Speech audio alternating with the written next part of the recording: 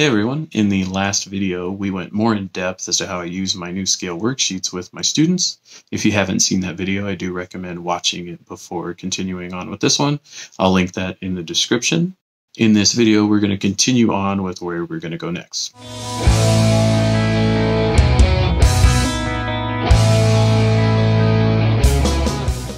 So by now you should know the first octave of the major scale, or at least are getting more comfortable with playing it up and down using a metronome. And the next step really has two parts. We can continue the Ionian mode all the way to the high E string, or we can start introducing new mode shapes. So let's look at part one. We already know the first octave, so now we just need to continue up until we run out of strings. I like to split up the notes into three groups of 6, which I call windows. These windows are color-coded on the scale worksheets, which makes them really easy to see. Each scale shape has 3 windows, which I feel helps memorize each one of the mode shapes much faster. Here's what the Ionian mode sounds like from E to E.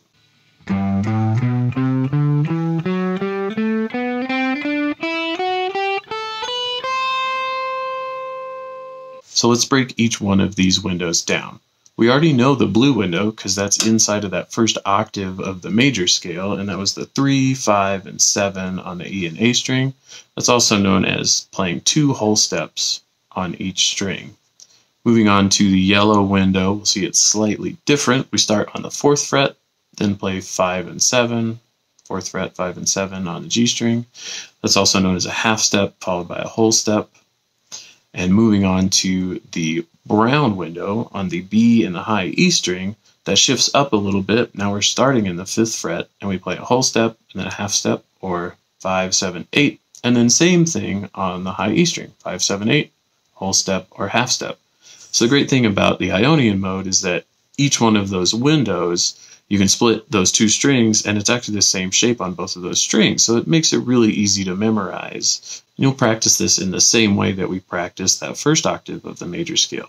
You'll just start from the low E and go all the way up to the high E this time. And then you'll work your way back down just as you introduced, and using that metronome to make sure to keep yourself nice and consistent.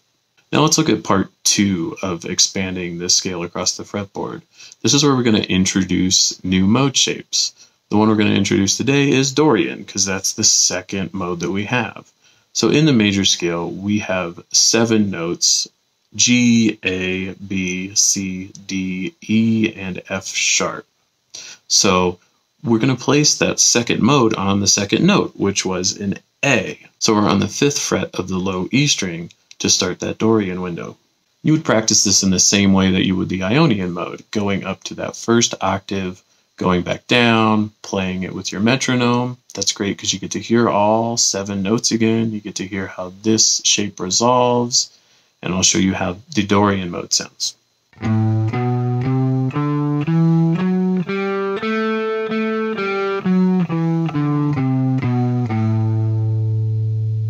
Another way to introduce the Dorian mode is to stay within that first window.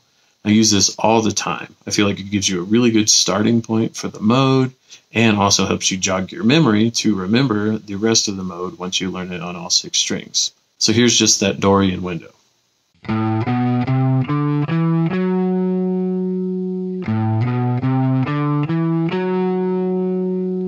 So here's a great exercise that I use to just introduce the mode windows. And so I'll stick with just the Ionian and the Dorian for right now.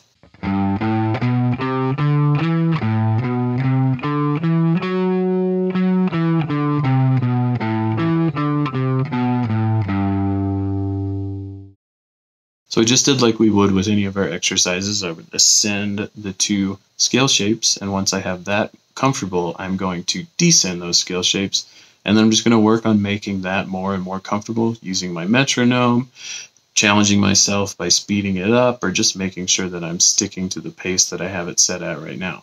I feel like this really helps memorize these scales faster, and in the next video, we'll really begin to see why. If you enjoyed this lesson and you would like to take lessons from me, I do offer online lessons. We can do Zoom, FaceTime, Skype, Google Hangouts, really any free video service. I will have a link to my website that has pricing information, and you can email me at hoppermusicworks@gmail.com if you have any questions. See you in the next video.